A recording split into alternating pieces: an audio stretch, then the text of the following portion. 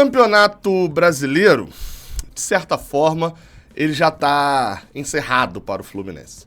É isso? Não exatamente isso, não. Hoje, aliás, amanhã, né, nessa quarta-feira, hoje tem Brasil e Argentina. Amanhã, nessa quarta-feira, tem Brasil, tem Fluminense e São Paulo no Maracanã. Obviamente chama a nossa atenção o fato do Fluminense não estar disputando mais nada, o São Paulo também não, no Brasileirão. Já está classificado diretamente para a Libertadores do ano que vem, não tem chances de título, então, na teoria, o campeonato acabou, né? Também não tem chance de ser rebaixado, mas não é bem assim não, né? A gente tem algumas coisinhas ali ainda que a gente pode sim lutar pro ano que vem. Eu sou o Gabriel Amaral, eu sou jornalista, sou tricolor, esse daqui é o canal Raiz Tricolor, e vamos embora para eu falar um pouquinho desses motivos, cara, que podem ou que devem te fazer olhar para esses jogos que faltam do Campeonato Brasileiro e falar, tem alguma coisa. De antemão, eu já deixo claro uma coisa, duas coisas, aliás. A primeira delas é que você precisa deixar um like aqui embaixo, se inscrever, fazer isso tudo que dá aquela super moral aqui pra gente. A segunda coisa que eu queria deixar aqui como importante é que, obviamente, nada do que eu vou falar aqui é tão relevante quanto classificar para Libertadores, ser campeão. Então, obviamente nada, tá? Nada disso. Tanto que eu tô tendo que fazer um vídeo pra te explicar motivos pelo qual você pode se importar. Esses outros você já se importaria naturalmente. Beleza? Se você der uma olhadinha aí na tabela do Campeonato Brasileiro, você vai perceber que o Fluminense hoje está na 8ª posição. Bem, não existem mais aquele G8, né? Porque Fluminense é o 8º e o São Paulo é 10º. Ninguém dentre os 6 primeiros tem classificação para Libertadores por alguma outra Copa, Sul-Americana, Brasileirão, Libertadores. Inclusive, é nesse momento que eu me lembro que o Botafogo largou a Sul-Americana. O Botafogo abandonou a Sul-Americana, escalou o time reserva por 2 vezes contra o Defensa e Justiça, porque a prioridade era o Campeonato Brasileiro. E tá aqui. Que situação, hein? Mas enfim. Então, são só os 6 primeiros que vão para Libertadores. Então, como eu falei, o Fluminense já tem a sua classificação garantida. O Fluminense não tem chances de título mais, né? Faltam 5 jogos para o Fluminense e a diferença é justamente de 15 pontos, né, entre Fluminense e Palmeiras, mas as combinações de resultado, obviamente, impedem o Fluminense de ter chance, né, de ser campeão brasileiro. Então, isso, obviamente, chama a atenção também no fato de que o Fluminense não tem nada muito a olhar. E também olhando para baixo também, mesma coisa, né? O Fluminense já tem 47 pontos já está matematicamente salvo do rebaixamento. Mas o primeiro dado que eu quero te chamar a atenção aqui para a importância do Fluminense ainda brigar na reta final desse Campeonato Brasileiro é o dado financeiro. Cada posição hoje em dia no Campeonato Brasileiro vale mais dinheiro. Né? A atual forma de distribuição das cotas de TV do Campeonato Brasileiro tem uma divisão com um percentual igualmente para todos os times, um outro percentual dado de acordo com o número de transmissões na TV aberta que você tem, né? Essa verba da cota de TV aberta, né? O número de transmissões que você tem na Globo ou tem no Sport TV, por exemplo, cada transmissão dessa te dá mais dinheiro, e um outro percentual, que é cerca de 30%, dado a cada posição do Campeonato Brasileiro. Se a gente ver esse dado aqui, ó, esse dado é de 2022. Eu confesso que não achei esses números de 2023, ok? Então vamos ter uma estimativa aqui de 2022, e aí, enfim, a gente tem mais ou menos a noção ali de quanto seria também para 2023. É de quanto cada posição do Campeonato Brasileiro recebe. Lembrando, tá? Isso daqui não é a premiação do Brasileirão, o único dinheiro, não. Tá? Muita gente fala, Copa do Brasil paga mais que o brasileiro. Não. O Brasileirão paga, por exemplo, o campeão leva 45 milhões de reais, mas ele leva também uma boa grana de acordo com o número de transmissões. É esperado que o campeão tenha várias transmissões na Globo, no Sport TV, né? Principalmente na Globo, porque você tá ali priorizando a transmissão do time que vai ganhar o título. E do outro lado também, muita gente, né? Muito dinheiro entrando também no lado da divisão igualitária entre todos os clubes. Então, a premiação do Brasileirão é altíssima, tá? Mas aqui, se a gente olhar para a realidade nossa hoje no Campeonato Brasileiro, a gente vai perceber que o Fluminense tá ali, faltando 5 jogos pro Fluminense, né? Mas faltando 4 jogos pra maioria da galera. O Fluminense tá ali na possibilidade real de terminar entre sétimo, se for bem, ultrapassar o Atlético Paranaense, não deve alcançar o Flamengo na sexta posição. Porque são 10 pontos, faltando 15 para serem disputados. E também dificilmente, mesmo que o Fluminense vá muito mal, a gente vai ver o Fluminense terminando abaixo de 12º, 13º lugar, porque muitos times teriam que ganhar e pontuar, e são times que na verdade estão muito mais num contexto de rebaixamento do que num contexto da parte de cima da tabela, são times que oscilaram o campeonato inteiro. Então a gente pode estabelecer ali que o Fluminense vai ficar entre 12º e 7º, e a diferença financeira disso é grande. Se o Fluminense for 7º, ele, baseado nos dados de 2022, receberia algo em torno de 32 milhões de reais. Se o Fluminense for 12º, ele receberia algo em torno de 18 milhões de reais. A gente está falando quase do dobro do valor, né? São 14 milhões de reais de diferença. Lembrando, esses números são do ano passado, mas a gente consegue ter uma noção para esse ano. Cara, é muita grana. É muita grana. Para vocês terem noção, a participação na primeira fase da Libertadores, os 6 jogos da Libertadores, rendem ao Fluminense hoje, né, em 2023, algo em torno de 3 milhões de dólares. O que, sério, botando ali em valores de reais, dá cerca de 15 milhões de reais.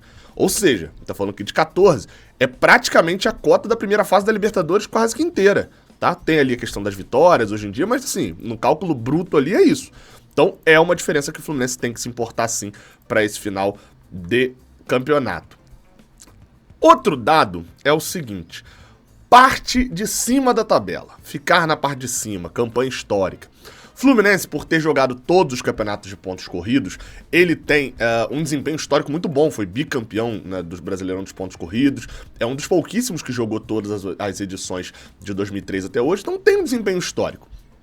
Historicamente, terminar na parte de cima da tabela, ter uma boa pontuação, terminar na sexta, sétima, oitava colocação, tem uma importância ali também para o clube. Óbvio, o título é o principal, classificar para Libertadores é crucial, mas os dados são importantes para a construção da imagem do Fluminense. Quer ver um exemplo? Ah, mas o Fluminense foi campeão da Libertadores esse ano. Foi, claro que foi. Zero bronca com isso, prioridade, tá? Novamente, eu não tô falando aqui de prioridade. Fluminense, não, tô falando do que sobrou pra gente pensar. Vocês vão lembrar que entre 2015, 16, 17, 18 e 19, o Fluminense tinha um dado horroroso que era de ter ficado nesses 5 anos abaixo, na parte de baixo da tabela, de 11º para trás. O que construiu uma imagem de que o Fluminense, que, sem a Unimed, que saiu em 2014, não tinha vida própria. O Fluminense era um time de briga por zona de rebaixamento. O que não era a verdade quando você para olhar esses campeonatos. Isso porque a imagem do Fluminense estava arranhada. O Fluminense com a Unimed em 2010 foi campeão, em 2011 foi terceiro, em 2012 foi campeão, em 2013, campanha conturbada, ficou lá na parte de baixo, mas em 2014 foi sexto colocado. Então o Fluminense com a Unimed tinha ali, Fluminense sem a Unimed, é um time de parte de baixo da tabela. Ficou essa imagem. Só que se você pegar para analisar aqueles campeonatos, em 2015, o Fluminense chega a liderar uma parte do primeiro turno. O Fluminense faz um primeiro turno espetacular. Tá? Até a chegada, é óbvio, não necessariamente tem uma coisa tem a ver com a outra ali, até tem um pouco, mas não necessariamente uma coisa tem a ver com a outra, mas até a chegada ali do Ronaldinho Gaúcho, mais ou menos no meio do campeonato, o Fluminense brigava na parte de cima. Se você olhar aqui, eu fui até abrir pra ver, no final do primeiro turno, o Fluminense é quarto colocado do Brasileirão, na 19ª rodada. Só que ele despenca de uma maneira inacreditável, e na última rodada, o Fluminense dá a largada na reta final do campeonato e termina em 13º. Aparentemente, muito mais ligado à zona de rebaixamento. Em 2016, a mesma coisa. Em 2016, vocês vão lembrar que o Fluminense, do início, brigou ali até, de certa forma, não tanto pela liderança do campeonato e tal, mas brigava na parte de cima da tabela. Era um time que estava ali o tempo inteiro brigando por vaga na Libertadores. E aí, na 35ª rodada, se eu não estou enganado, o Gustavo Scarpa perde um pênalti em casa contra o Atlético Paranaense. O Fluminense, meio que perde ali a briga pela Libertadores, dá uma avacalhada nas últimas rodadas e, apesar de ter brigado o ano inteiro na parte de cima, na última rodada do campeonato, após o final do campeonato, tá lá o Fluminense em 13º de novo. Em 2017, o Fluminense brigou ali no meio da tabela quase que o campeonato inteiro, mas a mesma coisa. Na reta final, o Fluminense vai surgir lá como um time de parte de baixo da tabela. 2018, o Fluminense chegou a ser líder do Brasileirão, mas aí 2018 e 2019 não. A nossa realidade foi desde o início, tá lá na parte de baixo da tabela mesmo. Então assim, dá essa impressão, a imagem fica. E agora, pra gente, historicamente, quando a gente olhar daqui a 10 anos, a imagem é importante também. Olhar que o Fluminense ficou na parte de cima da tabela e ficou em locais de Libertadores em 2020, que a gente foi quinto lugar, em 2021, que a gente foi sétimo, em 2022, que a gente foi terceiro, e agora em 2023, de repente, é sétimo, oitavo de novo, mostrando que no Campeonato Brasileiro o time do Fluminense é de primeira parte da tabela, mesmo ganhando Libertadores, não ganhando, enfim, é o time dali. Isso também é algo importante para a imagem do clube. E aí algumas outras coisas que são mais breves aqui pra gente adiantar. Terceiro ponto, treinamento, entre aspas, para o Mundial. O Mundial de Clubes tá aí, né? O próximo jogo importante do Fluminense é o Mundial de Clubes. Mas tem que lembrar que o jogo do Mundial de Clubes, a estreia do Fluminense, né, que é a semifinal, que é o jogo mais importante...